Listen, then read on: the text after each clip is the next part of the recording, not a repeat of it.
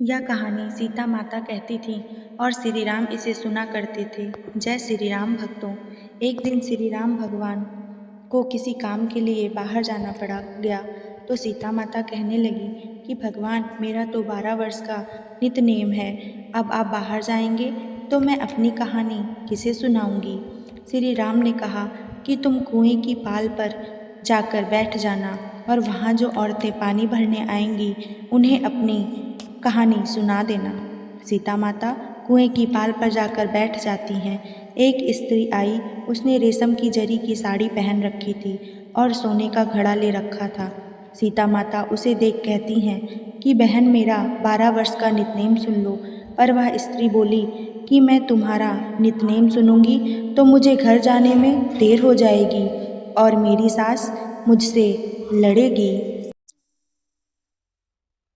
उसने कहानी नहीं सुनी और चली गई। उसकी रेशम जरी की साड़ी फट गई, सोने का घड़ा मिट्टी के घड़े में बदल गया। सास ने देखा तो पूछा कि ये किसका दोष अपने सिर लेकर आ गई है। बहू ने कहा कि कुएं पर एक औरत बैठी थी, उसने कहानी सुनने के लिए कहा लेकिन मैंने सुनी नहीं, जिसका यह फल मिला। बहू की बात सुनकर अगले दिन वही साड़ी और घड़ा लेकर सास कुएं की पाल पर गई। सास को वहीं माता सीता बैठी मिली तो माता सीता ने कहा कि बहन, मेरी कहानी सुन लीजिए। सास बोली कि एक बार छोड़, मैं तो 4 बार कहानी सुन लूँगी। राम आए लक्ष्मण आए, देश के पुजारी आए, नित नेम का नेम लाए, आओ राम बैठो राम, तपी रसोई जियो राम, माखन मिश्री खाओ राम, दूध बतासा पियो राम, सूत के पलका मोठो राम, साल दुसाला पोठो राम, साल दुसाला ओढ़ो राम, जब बोलूं जब राम ही राम, राम संवारे सबके काम। खाली घर भंडार भरेंगे, सबका बेड़ा पार करेंगे, श्री राम जय जय राम। सास बोली कि बहन, कहानी तो बहुत अच्छी लगी। कहानी सुनकर सास घर चली गई और उसकी साड़ी फिर से रेशम जरी की बन गई। मिट्टी का घड़ा फिर सोने के घड़े में बदल गया। बहू कहने लगी, सासू माँ, आपने ये सब कैसे किया। सास ने कहा, बहू, तू दोष लगा के आई थी और मैं अब दोष उतार कर आ रही हूँ। बहू ने फिर पूछा कि वह कुएं वाली स्त्री कौन है। सास बोली कि वे सीता माता थीं। वे पुराने से नया कर देती हैं, खाली घर में भंडार भर देती हैं, वह लक्ष्मी जी का वास घर में कर देती हैं, आदमी की जो भी इच्छा हो उसे पूरा कर देती हैं। बहू बोली कि ऐसी कहानी मुझे भी सुना दो। सास बोली कि ठीक है, तुम भी सुनो। और सास ने कहानी शुरू की। राम आए लक्ष्मण आए, देश के पुजारी आए, नित नेम का नेम लाए, आओ राम बैठो राम, तपी रसोई जियो राम, माखन मिश्री खाओ राम, दूध बतासा पियो राम, सूत के पल का मोठो राम, साल दुसाला पोठो राम, साल दुसाला ओढ़ो राम, जब बोलूं जब राम ही राम, राम संवारे सबके काम, खाली घर भंडार भरेंगे, सबका बेड़ा पार करेंगे, श्री राम जय जय राम।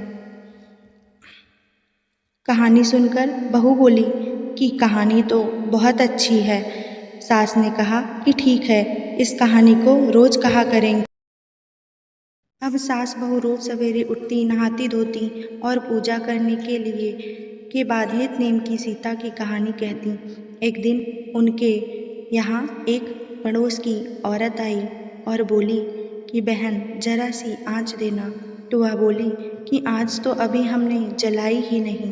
पड़ोसन ने कहा कि तुम सुबह 4 बजे से उठकर क्या कर रही थी।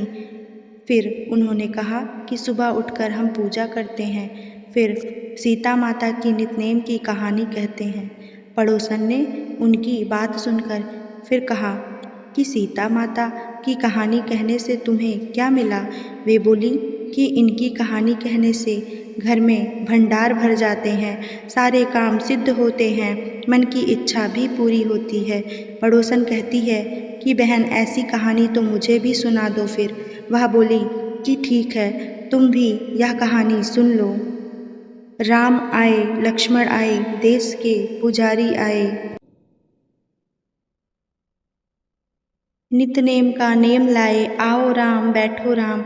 सारी कहानी सुनने के बाद पड़ोसन कहने लगी, बहन कहानी तो मुझे बहुत अच्छी लगी। अब वह पड़ोसन भी नितनेम सीता माता की कहानी कहने लगी। कहानी कहने से सीता माता ने पड़ोसन के भी भंडार भर दिए। अब तो पूरे मोहल्ले में नितनेम की कथा चल पड़ी। हर किसी की मनोकामना पूरी होने लगी। हे सीता माता, जैसे आपने उनके भंडार भरे, वैसे भी आप हमारे भी भंडार भरना। कहानी सुनने वाले के भी और कहानी कहने वाले के भी। उत्तर प्रदेश, बिहार, हिमाचल प्रदेश और हरियाणा के कुछ क्षेत्रों में आज भी यह कथा सीता जयंती पर चाव से सुनाई जाती है। ऐसी ही जानकारियों के लिए हमारे चैनल को लाइक, शेयर, कमेंट और सब्सक्राइब करना ना भूलें। धन्यवाद।